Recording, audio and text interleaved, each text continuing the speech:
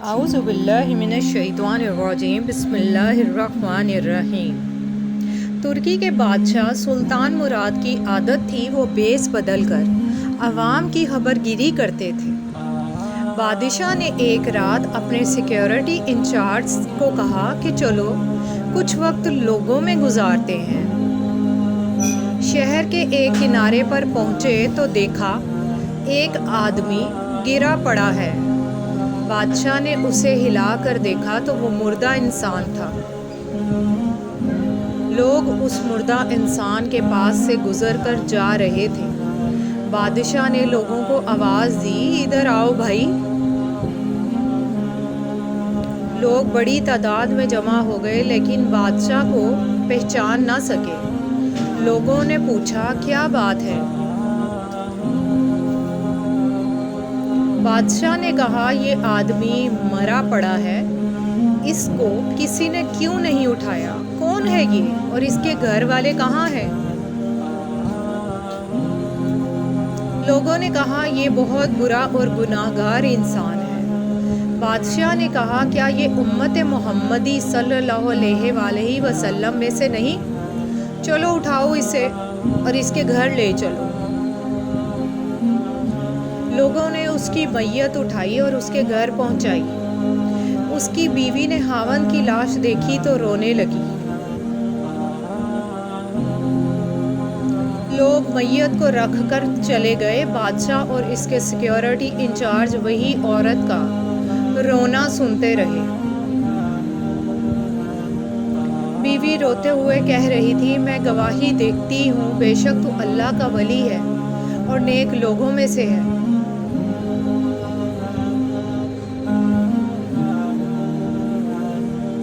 یہ سب سن کر بادشاہ کو بڑا تعجب ہوا۔ بادشاہ نے کہا یہ کیسے ہو سکتا ہے؟ لوگ تو اس سے برا اور گناہگار بول رہے تھے۔ اس شخص کی میت کو ہاتھ لگانے کے لیے تیار نہ تھے اور تم اسے اللہ کا ولی اور نیک بول رہی ہو۔ اس کی بیوی نے کہا مجھے بھی لوگوں سے یہی توقع تھی۔ اصل حقیقت یہ ہے کہ میرا خاوند ہر روز شراب کھانے جاتا تھا۔ جتنی ہو سکے شراب خریدتا اور گھر لا کر گڑھے میں بہا دیتا اور کہتا چلو کچھ تو گناہوں کا بوجھ مسلمانوں سے ہلکا ہو۔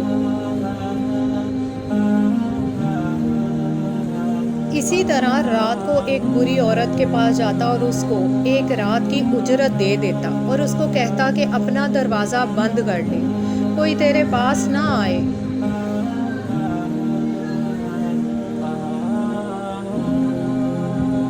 گھر آ کر کہتا الحمدللہ آج اس عورت کا اور نوجوان مسلمانوں کے گناہوں کا میں نے کچھ بوجھ ہلکا کر دیا۔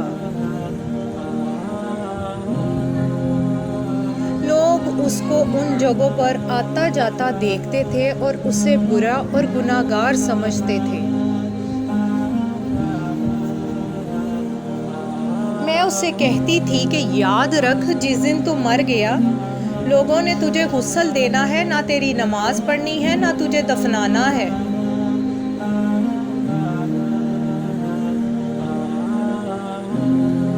وہ مسکرا دیتا اور مجھ سے کہتا کہ گھبرا مت، تو دیکھے گی کہ میرا جنازہ وقت کا بادشاہ علماء اور اولیاء کرام پڑھیں گے۔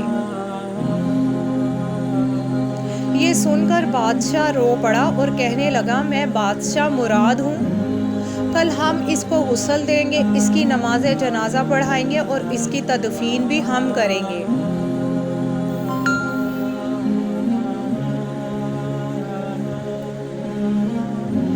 چنانچہ اس کا نماز جنازہ وقت کے بادشاہ مراد علماء، اولیاء اور عوام کی ایک کثیر تعداد نے پڑھا۔ آج ہم بظاہر کچھ دیکھ کر یا محض دوسروں سے سن کر اہم فیصلے کر بیٹھتے ہیں۔